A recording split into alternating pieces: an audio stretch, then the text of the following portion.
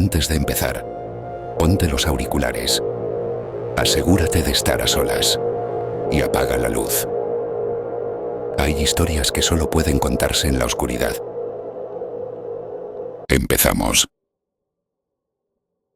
Un grupo de 5 excursionistas se refugió en un albergue abandonado, atrapados por una tormenta que no estaba en ningún pronóstico. La nieve comenzó a caer de manera antinatural, como si alguien hubiese arrojado un velo blanco sobre el mundo. El último mensaje de uno de ellos, enviado desde un teléfono satelital, fue un audio distorsionado que apenas decía: «No bajen, no estamos solos». Después, solo hubo silencio. Uno de esos excursionistas era mi hermano. Se llamaba Elías y llevaba meses planeando esa travesía por los refugios antiguos del macizo de Varela. Montañistas experimentados todos. GPS, provisiones, equipo completo. Salieron un jueves. Para el sábado por la tarde ya no respondían. Las autoridades tardaron 4 días en organizar un rescate. Para entonces, la señal de sus dispositivos se había esfumado. Cuando por fin llegaron al refugio, lo hallaron vacío. Las camas estaban tendidas, la comida servida como si los 5 se hubieran esfumado en medio de la cena. Lo único fuera de lugar era un cuaderno de tapas duras, cubierto de moho, que no pertenecía a ninguno del grupo. Lo encontró un rescatista debajo del banco de madera junto al fogón. Las primeras páginas estaban en blanco. Las siguientes contenían dibujos y frases escritas con furia, como arañazos desesperados. Mi obsesión comenzó ahí. Durante meses estudié mapas de la zona, leí cada testimonio, hablé con rescatistas, con ancianos de pueblos cercanos. Nadie quería hablar del Refugio 9. Decían que ni siquiera existía, que no figuraba en los registros oficiales, pero yo tenía fotos. Elías me las había mandado por mensaje antes de desaparecer. Era un refugio distinto a los demás, más antiguo, sin numeración visible. Y había algo más. En cada imagen, al fondo, entre los troncos, se adivinaba una figura. Alta, quieta, con una especie de abrigo negro que se confundía con las sombras. La misma figura aparecía en cada foto, siempre más cerca. Yo tenía que ir. En agosto del año siguiente, me uní a un grupo de senderistas que planeaban recorrer la misma ruta. Mentí. Dije que solo quería honrar a mi hermano. La verdad es que pensaba desviarme, llegar hasta ese refugio maldito y quedarme el tiempo suficiente para entender qué había pasado. Lo encontré en el 4.º día, justo cuando una nevada repentina obligó al grupo a detenerse. Me separé mientras ellos armaban campamento. Seguí el mapa que había reconstruido con los datos del GPS de Elías hasta llegar a un claro, y allí estaba. El Refugio 9, oscuro, comido por el musgo, con la puerta entreabierta como si esperara mi llegada. El viento cesó en cuanto puse un pie en el umbral. Dentro, La temperatura era extrañamente cálida. El mobiliario era rústico pero intacto. La chimenea tenía brasas recientes, como si alguien hubiese estado allí. Y sobre la mesa había otro cuaderno. Este no estaba cubierto de moho, era rojo y tenía mi nombre en la tapa. Y lo que estaba escrito adentro no podía ser posible. Las primeras líneas relataban con precisión cada paso que yo había dado en las últimas 72 horas. La forma en que miré al guía antes de mentir. Las dudas al perder el sendero. El momento exacto en que mi pie se hundió en la nieve y juré haber escuchado una voz susurrar mi nombre. Y luego venía una página en blanco, solo una, y después algo escrito con letra temblorosa. Ahora sigue escribiendo tú. Seguí leyendo. Cada página que pasaba parecía llenarse por sí sola, como si la tinta emergiera desde el papel. Una voz suave, húmeda, comenzó a hablarme desde algún rincón del refugio. No gritaba, susurraba, me hablaba de cosas que nadie más sabía, de lo que hice en el hospital con mamá cuando ya no podía hablar, de lo que pensé cuando vi a Elías por última vez y no lo abracé, de lo que sueño cada noche pero nunca digo en voz alta. Intenté dejar el cuaderno. La puerta estaba cerrada, no con llave, sellada, como si el refugio se hubiera cerrado sobre mí. Afuera, la tormenta rugía y el cuaderno seguía escribiendo. Yo solo tenía una opción: seguir leyendo. No sé cuánto tiempo estuve ahí dentro. El reloj de mi muñeca se detuvo a las 3:17. La batería del teléfono murió sin explicación, aunque estaba al 70%. El cuaderno respiraba. No tengo otra forma de decirlo. Lo sentía palpitar bajo mis dedos, tibio, casi húmedo, como piel viva. A cada nueva página, los textos se volvían más personales. Ya no hablaban solo de mí. Mencionaban a Elías, pero no como mi hermano perdido, sino como si él hubiera sido siempre parte del refugio, como si no hubiese llegado allí, sino nacido allí. Vi su nombre escrito una y otra vez, como firmado en la base de cada línea. Elías piensa que no vendrás. Elías aún espera que le respondas. Elías ya no es Elías. La voz empezó a tomar forma. Al principio era solo un eco dentro de mi cabeza.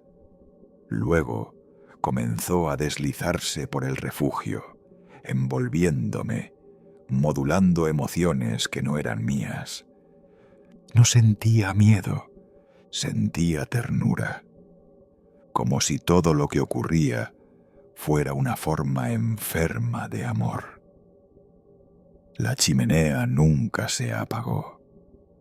Afuera, la tormenta golpeaba con furia, pero dentro todo era quietud, demasiada quietud.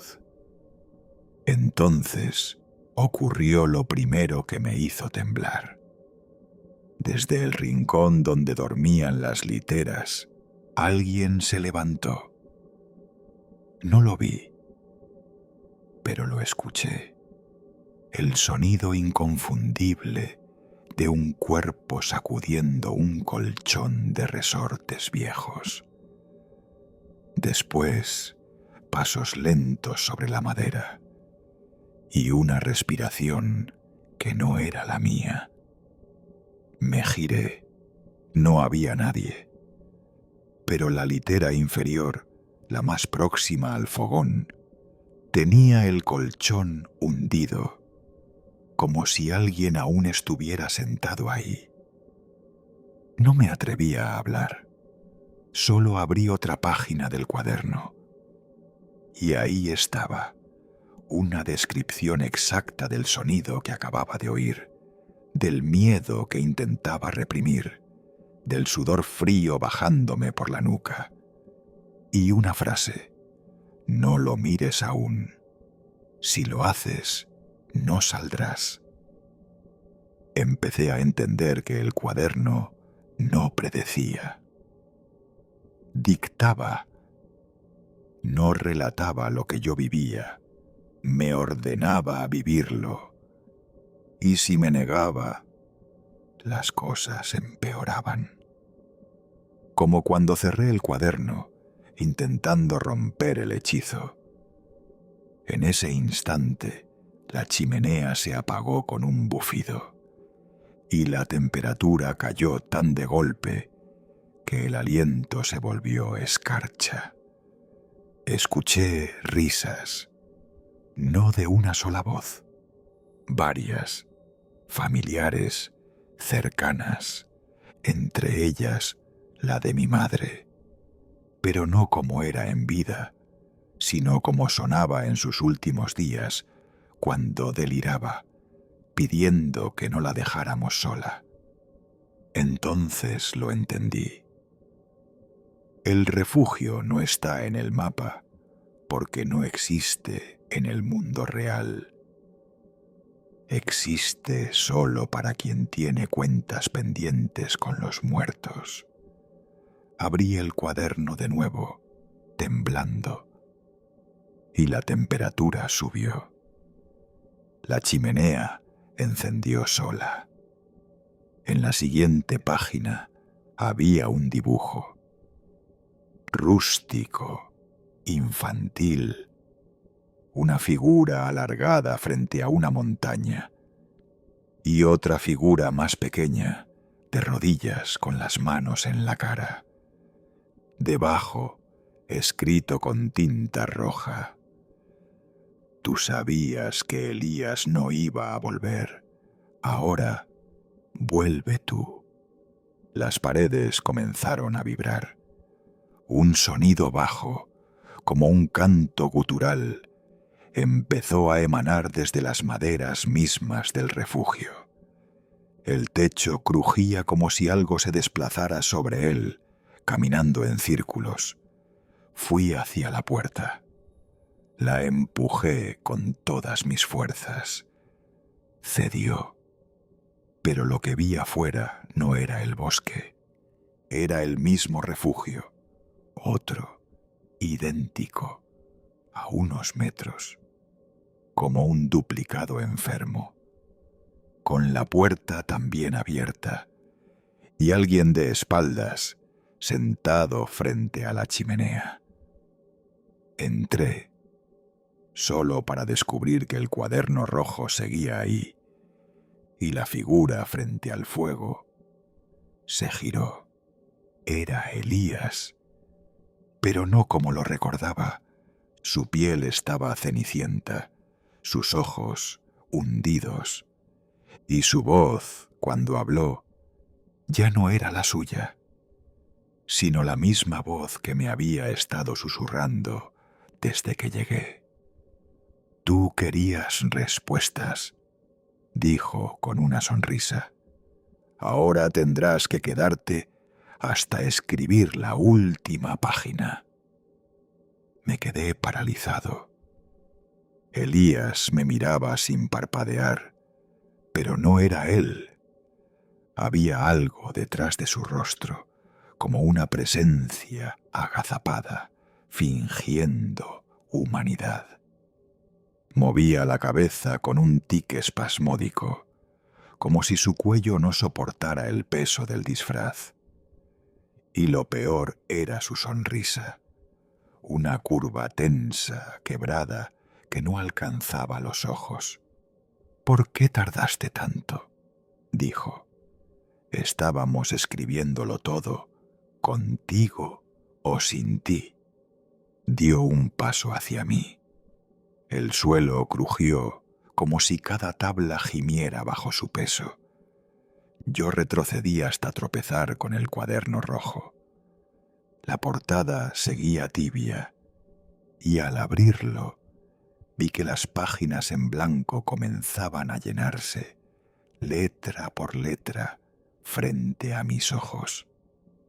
Describían lo que yo haría si intentaba escapar. Cada paso en falso, cada grito, cada hueso roto. Era como estar atrapado en un relato que se escribía en tiempo real. Y no podía ganar. Entonces me senté. Miré a esa cosa con cara de Elías y le dije: «Está bien, si esto es lo que quieres, terminemos la historia». Algo cambió. El ambiente se distendió. La tensión eléctrica del aire se deshizo por un segundo. La criatura que usaba el cuerpo de mi hermano pareció complacida.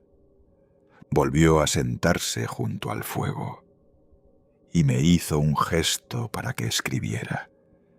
El cuaderno me temblaba entre las manos, pero esta vez decidí mentirle. Escribí palabras que no sentía, inventé recuerdos falsos, di nombres de personas que no existían.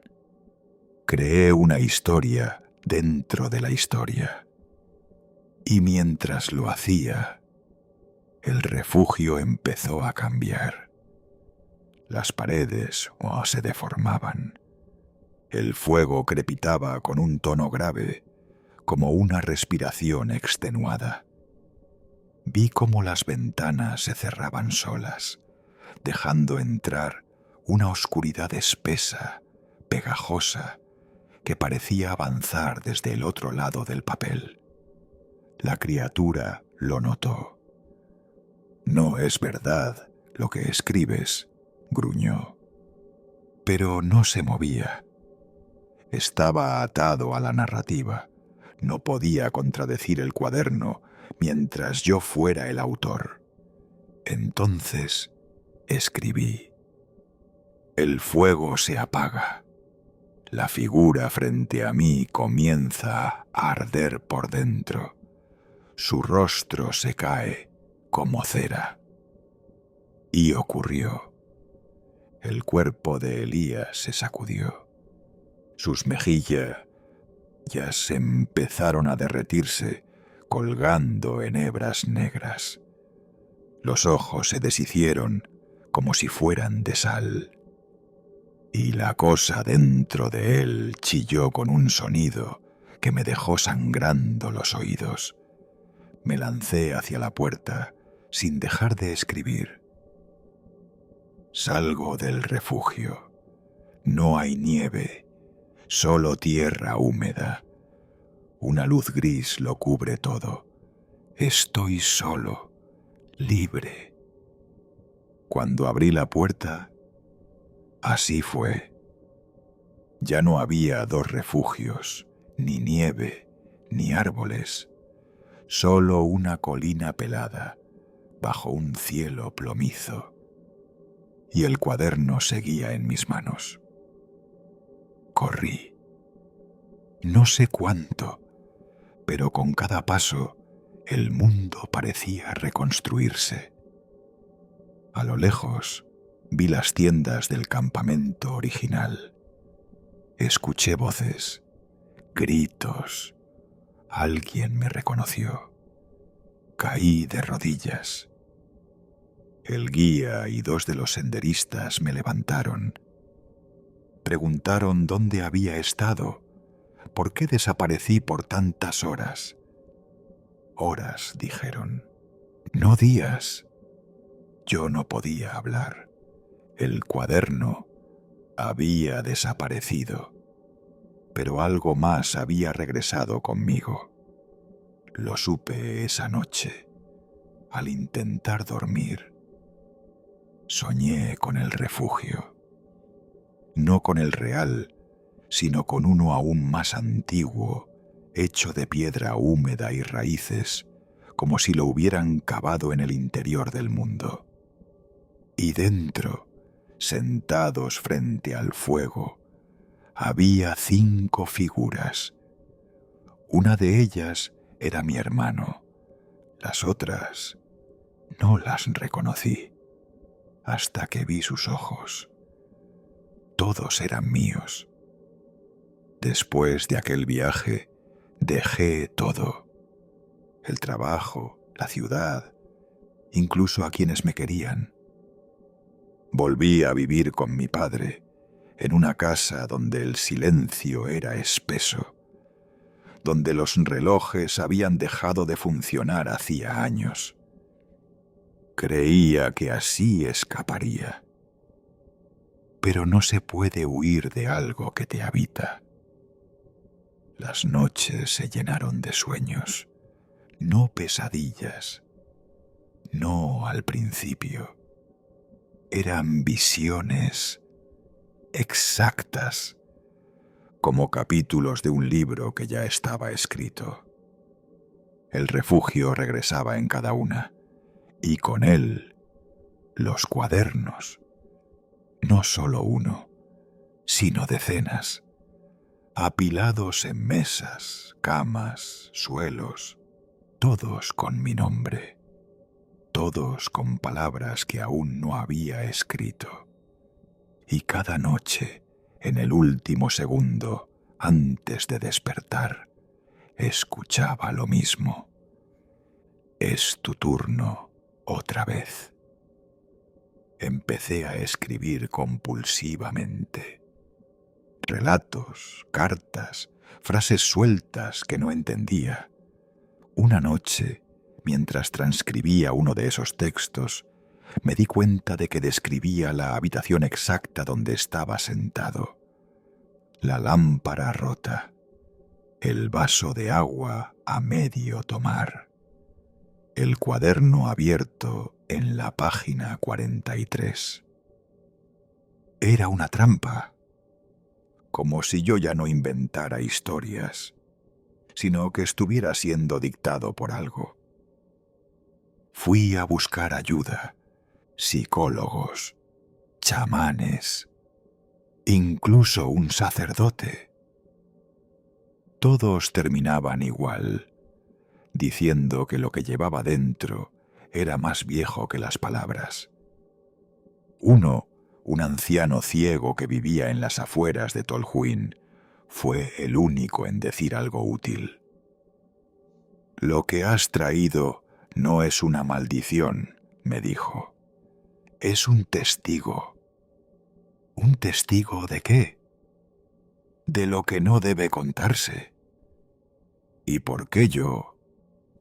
Porque lo escribiste, aunque no lo recuerdes. Esa frase me persiguió durante días. Lo escribiste. ¿Y si el refugio, los cuadernos, todo, había sido creado por mí? Un castigo, un relato nacido de algo que hice o que debí haber impedido. Volví al norte, no como senderista, sino solo. No conté a nadie. Solo llevé papel, una linterna y una mochila. Tardé 3 días en encontrar el lugar. Esta vez no había refugio, solo el claro, la nieve y algo enterrado bajo una capa de hielo. Lo desenterré con las manos desnudas. Una caja de metal. Dentro, 5 cuadernos, uno por cada desaparecido, incluido Elías. Abrí el suyo. La primera página era una carta, dirigida a mí. Si estás leyendo esto, no me busques más. No porque esté muerto, sino porque ya no soy quien fui. El refugio me tomó, sí, pero fue porque lo permití. Quería olvidar, quería castigarme, y el refugio es justo. Nos convierte en lo que escondemos, nos obliga a mirar. La última línea me dejó helado. Tú también estabas ahí, pero aún no te acuerdas. Entonces vino el recuerdo. Una excursión de adolescentes. 10 años atrás. Yo, Elías y 3 más. Una tormenta repentina. Un refugio improvisado. Algo que vimos en el bosque y prometimos nunca contar. Una figura negra que nos habló sin moverse los labios. Y una elección.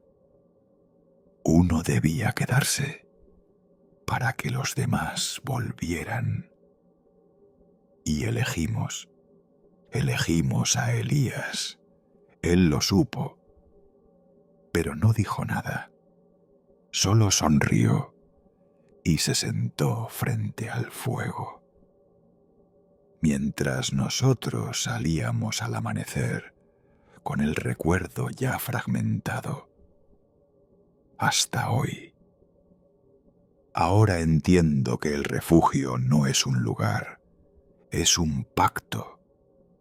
Un espacio suspendido donde se pagan las deudas de la memoria. Elías no fue la víctima, fue el custodio. Y yo, el traidor. Así que he vuelto, esta vez a escribir mi propio cuaderno. Y cuando termine la última página, alguien más lo encontrará y volverá a comenzar. Porque el refugio siempre espera. Si te ha gustado, deja tu like, suscríbete y activa las notificaciones para no perderte los próximos relatos.